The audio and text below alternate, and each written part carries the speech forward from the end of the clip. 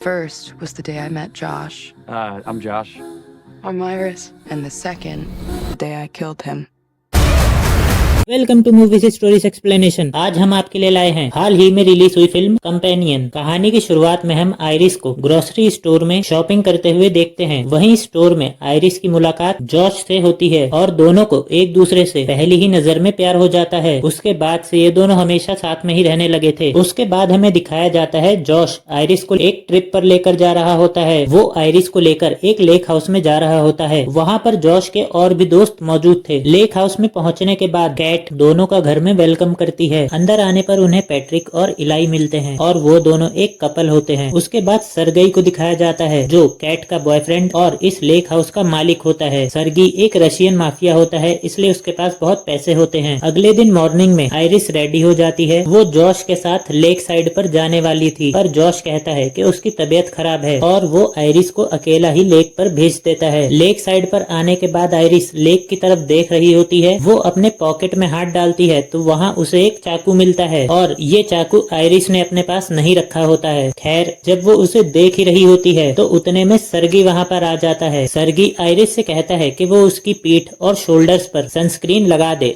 और जब आयरिस ऐसा करने लगती है तब वो आयरिस का हाथ पकड़ लेता है और वो आयरिस के साथ जबरदस्ती करने की कोशिश कर रहा होता है। उसने आयरिस का गला दबा रखा होता है और अपनी जान बचाने के लिए आयरिस उस चाकू से सरगी की हत्या कर देती है। वो खून में लथपथ होकर घर में आकर सभी को उस घटना के बारे में बताने लगती है और कहती है उसने जो कुछ भी किया है वो सेल्फ डिफेंस में किया होता है। वो बहुत पैनिक कर रही होती है तो उसे शांत कराने के लिए जॉश आयरिस को कहता है गो टू स्लीप और ये सुनते ही आयरिस शट डाउन हो जाती है और यहाँ पर जाकर पता चलता है कि आयरिस एक रोबोट होती है। जॉश उसको चेयर पर बैठाकर उसके हाथ पैर बंधवा देता है और यहाँ पर जॉश के सभी दोस्तों को भी पता होता है कि आयरिस एक रोबोट है। इलाई जॉश से पूछता है कि वो ऐसा कैसे कर सकती है क्योंकि रोबोट्स में भी तो सेफ्टी कार्ड्स होते हैं। तब जॉश कहता है कि शायद कोई टेक्निकल ग्लिच आ गया होगा। वो कहता है हम पुलिस को बुलाकर उन्हें सारी बात बता देंगे। जॉश आयरिस को ऑन करता है। आयरिस घबराते हुए पूछती है कि तुमने मुझे बांध क्यों रखा है। जॉश कहने लगता है हमारे पास कोई चॉइस नहीं थी, तुमने सरगी का मर्डर किया है। आयरिस कहती है वो मेरा गला दबा रहा था, मैंने जो भी किया है वो सेल्फ डिफेंस में किया है। जॉश कहता है मुझे पता है तुम सच बोल रही हो क्योंकि तुम चाहकर भी मुझसे झूठ नहीं बोल सकती हो क्योंकि तुम्हें प्रोग्राम ही ऐसे किया गया है। जॉश उसे बताता है कि तुम एक रोबोट हो, जिसे सुनकर आयरिस पूरी तरीके से हैरान हो जाती है और वो अपना मोबाइल निकालकर बताता है कि एक ऐप के जरिए उसे कंट्रोल किया जा सकता है। यहाँ से स्टोरी फ्लैशबैक में जाती है और वो वाला दिन दिखाया जाता है जब रोबोट कंपनी वाले आयरिस को जॉश के घर लेकर आए होते हैं। कंपनी वाले बताते हैं कि इस रोबोट को तुम्हारे फोन से लिंक कर दिया जाएगा और उसे इमोशनली तुम्हारे साथ कनेक्ट करने के लिए एक लव लिंक क्रिएट करना पड़ेगा। कंपनी वाले बताते हैं कि उसके कान के पीछे एक बटन है जिससे उसे रीसेट किया जा सकता है। वो कभी झूठ नहीं बोल सकती है और दूसरे किसी भी इंसान या जानवर को वो हार्म नहीं कर सकती है। जॉश आयरिस के सामने बैठ जाता है। वो उसका फेस स्कैन करती है और फिर आयरिस के दिमाग में वही ग्रोसरी स्टोर वाली याद सेट हो जाती है। हालांकि ऐसा कभी रियल लाइफ में हुआ ही नहीं था। आयरिस जॉश से प्यार करने लगती है और वो उसके साथ इमोशनली कनेक्ट हो जाती है। आयरिस ये सुनकर रोने लगती है। तब जॉश बताता है कि तुम्हारी बॉडी के अंदर एक रिजर्वायर है और उसी से ये आंसू आ रहे हैं। तभी कैट रूम से बाहर आकर कहती है कि इसे शट डाउन करो। ये सुनकर आयरिस घबराने लगती है और जॉश कैट को शांत कराने चला जाता है। तब जॉश और कैट की बातों से पता चलता है कि उन दोनों ने ये सारा प्रोसेस प्लान किया होता है। जॉश ने आयरिस की सेटिंग्स को चेंज किया होता है, इसी वजह से वो सरगी का मर्डर कर देती है और इन दोनों ने ये प्लानिंग सिर्फ पैसों के लिए की होती है। बाहर आयरिस भी चेयर से अपने आप को आजाद करा लेती है और जॉश के उसके पास आने पर वो जॉश पर हमला कर वहाँ से भाग जाती है। जॉश बाहर आकर इलाई को अपने प्लान के बारे में बताता है और कैट उन्हें वो $12 मिलियन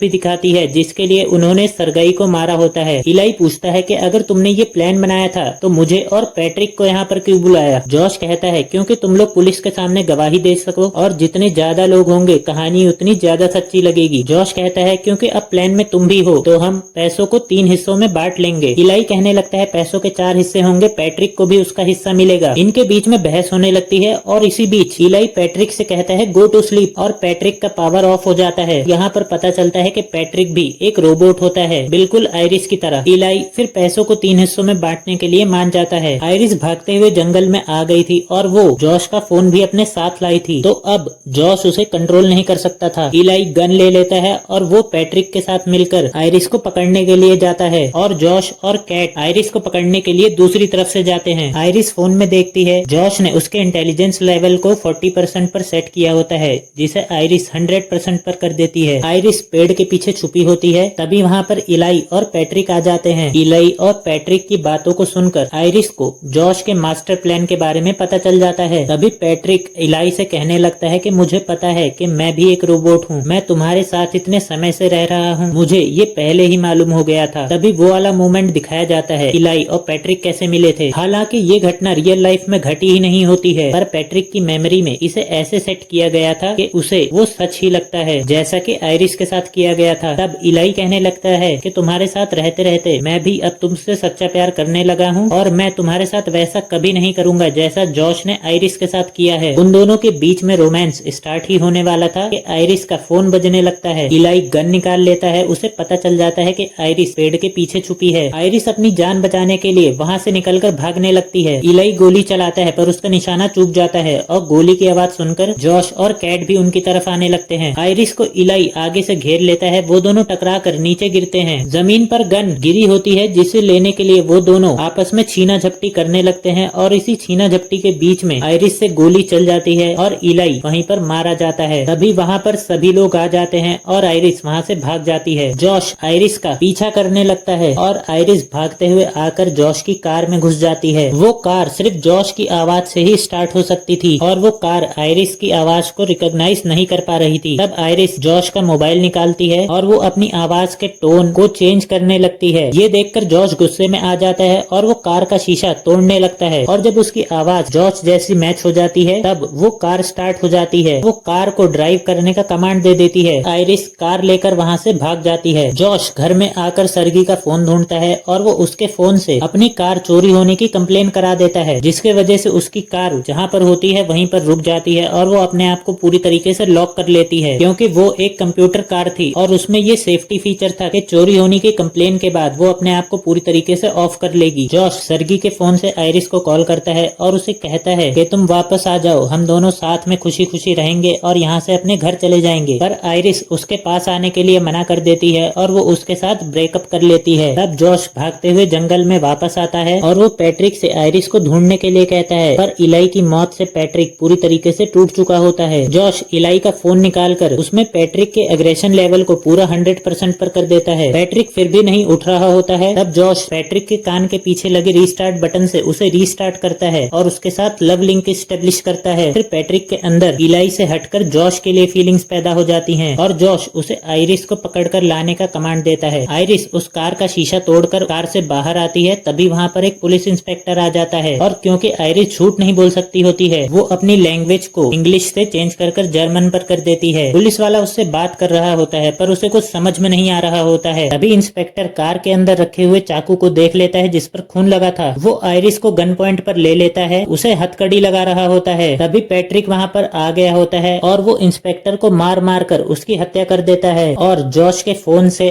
आयरिस को भी शट डाउन कर देता है। पैट्रिक घर पर आ जाता है, वो आयरिस को लेकर आगे बढ़ रहा होता है। वो कैट को बताता है इंस्पेक्टर कार की डिक्की में है। कैट इंस्पेक्टर की लाश को देखकर पूरी तरीके से घबरा जाती है। वो घर आ जाती है और अपने हिस्से के पैसे लेकर उसे बैग में भर लेती है। कैट वहाँ से जाने लगती है। जॉश उसे रोकने की कोशिश करता है पर वो मना कर देती है। तब वो पैट्रिक से उसे रोकने के लिए कहता है। पैट्रिक कैट को रोकने के लिए उसकी पीठ में चाकू मार देता है। चाकू लगने की वजह से उसका काफी ब्लड लॉस हो जाता है और कैट की भी मृत्यु हो जाती है। रात हो जाने पर जॉश आयरिस को ऑन करता है। आयरिस उससे बहुत गुस्सा होती है, इसीलिए वो उसे बहुत कुछ उल्टा सीधा बोलती है। जॉश फोन उठाता है और उसके इंटेलिजेंस लेवल को 0% पर कर देता है। अब आयरिस पूरी तरीके से उसके कंट्रोल में होती है। वो उसको उसका राइट हैंड उठाने के लिए कहता है और उसके राइट हैंड को सामने की तरफ रखवाता है। एक कैंडल को उठाकर उसके हाथ के नीचे रख देता है। आयरिस इसका पेन फील कर सकती थी पर वो अपना हाथ चाहकर भी वहाँ से हटा नहीं सकती थी। जॉश रोबोट कंपनी वालों को भी फोन करके यहाँ बुला लेता है। दूसरी तरफ आयरिस का पूरा हाथ जलने लग जाता है। तब जॉश पैट्रिक से कह के उसके हाथ की आग बुझवा देता है। फिर वो वो आयरिस को कमांड देता है कि वो पैट्रिक के हाथ में रखी हुई गन उठाए। वो गन को